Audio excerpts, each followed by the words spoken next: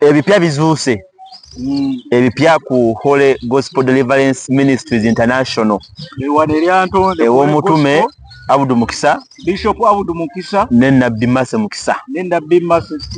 Mukisa. Ebipya bizuuse buli lukya twagamba okusagulya mpaka nga bikoze bitya, mpaka nga biwedde biggwerawa nga biweddeyo. Buli omu alaga nti alina amaanyi. Omukazi Nabbi Mase Mukisa alaga nti alina amaanyi. Ne Bishop Abudu Mukisa alaga nti alina amaanyi. Era buli omu yeesunga okukuumuula munne mu buweereza buno. Omusajja agamba omukazi alina okumuviira mu buweereza, n'omukazi agamba omusajja alina okumuviira mu buweereza. Agali ogalaga nti omukazi kyaki yakola ki agyetaaga. Omukazi ye kyaki agyetaaga, kanisa ngyetaaga yange. Naye ate omusajja agamba eno nakuleeta bulensi kunnyamba kuweereza, so si kutwala buweereza, nze nakuleeta. Omupangisa agoba landiroodi we mu nyumba, tekisoboka. Bishop Abudu Mukisa abuuza nti omupangisa agoba landiroodi mu nyumba. Bamugamba nti va mu maka gange nga jasi mupangisa. Ne Mase naye n'ayogera ekigambo n'agamba nti ensi esenguka ebisaka ne bisigala. Ensi esenguka ne wasigala ebisaka. Ensi bw'esenguka n'ebisaka okwo. Embeera eri ku Holy Gospel lunaggwa teruggwe. Naye ng'entabwe evaawa bye tujja okugamba olunaku olwaleero. Entabwe weeva awatuufu. Entabwe weeva ewatuufu. Omusajja agamba nti omukazi abaana bana bonna baalina, omu, babiri, basatu, bana. Ng'era kwabo abaana bana kuliko n'abalongo. Bonna si ba musajja. Yadde nga baludde bonna emyaka egisoba mu 10 nga baweereza wamu, omusajja n'omukazi. Abaana baalina omukazi. Omukazi ng'osula naye ebbanga lyonna asobola okuzaala abaana nga tolinaako wo. Tekisoboka. Waakiri wandibaddeko omu nga wa Bishop Abudu. N'ogamba nti waakiri omu wa Abudu. Ne kubano Bishop agamba talinaako yadde mwana n'omu. N'omukazi yennyini mu lukuŋŋaana oba mu meeting gye baakoze yabyogere n'agamba nti abaana si babo. Akikkaatiriza nti abaana si babo. Naye nga yadde ng'akikkaatiriza agamba waliwo ensonga eviirako ye okubeera ng'afuna abaana n'abazaala ewalala. Nsonga ki? Lwali lukwe, gwali mupango.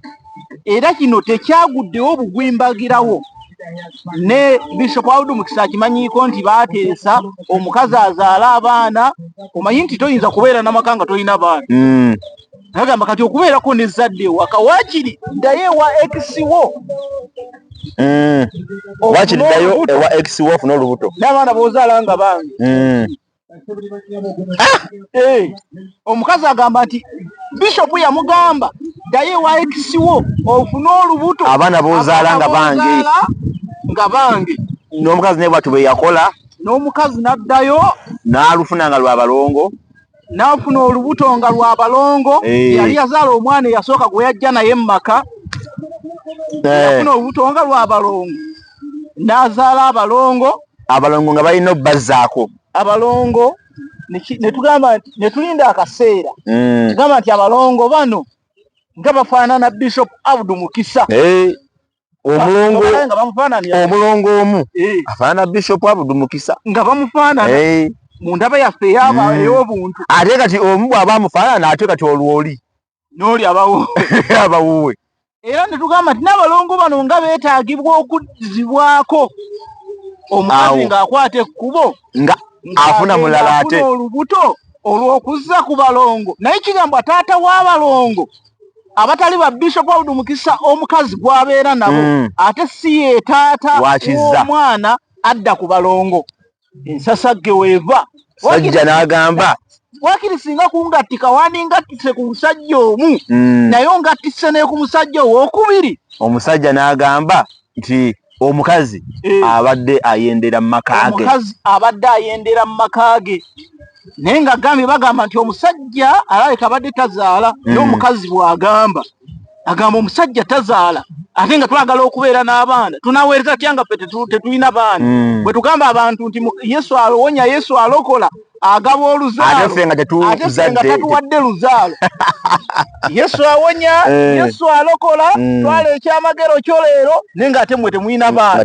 Kasala amagezi tugendeko ebbali wakiri omusajja anzaalemu. Okitegedde? Waliwo vidiyo omukazi agamba nange nnyina ebyama byo. Omukazi yagamba naye musajja agamba nange nnyina ebyana byawe oyenda. Omusajja twamufunye. Omusajja alumiriza omukazi obwenzi. Era entabwe wesinga okuva. Entabwe wesinga okuvaawo. Buli omu agamba mune mwenzi. Kubanga n'omukazi agamba naawe oyina gy'oyenda yadde tozaala. Manyi. Lwakuba nti ate we nayenda nze nzaalayo.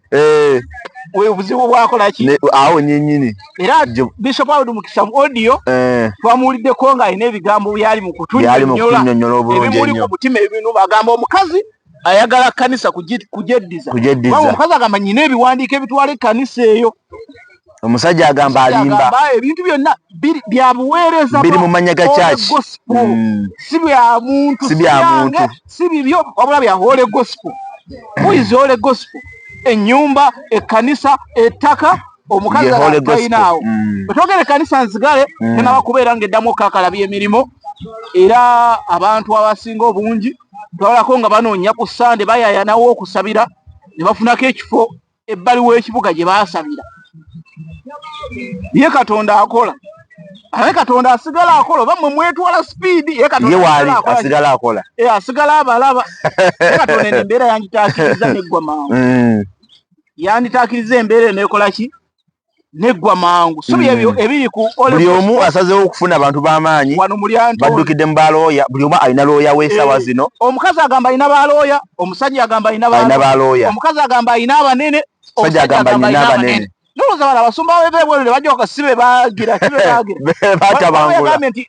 Omukazi ayitidde ogenda ebweru w'eggwanga okubulira enjiri. Okubulirako Zambia, agenze Nigeria, agenze Kampala. Abamutabangulira amaka. Yajja abamutabangulira amaka. Obanga n'abalongo ba mu Nigeria. Abalongo oyinza okusanga ba mu Nigeria. Oyinza okusanga olubuto yalujja bweru wa ggwanga. Nga siri wa wano. Ng'omwana agenda mutwala Nigeria. So ye Nabbi Mase Mukisa ne Bishop Awudu Mukisa entawo zigenda mu maaso. Enjawukana mu baweereza babiri abaludde nga baweereza wamu mu kanisa y'amaanyi era ekuŋŋaanya abantu abangi ebiriyo. Wakyali ekirala? Ate wali. Kale.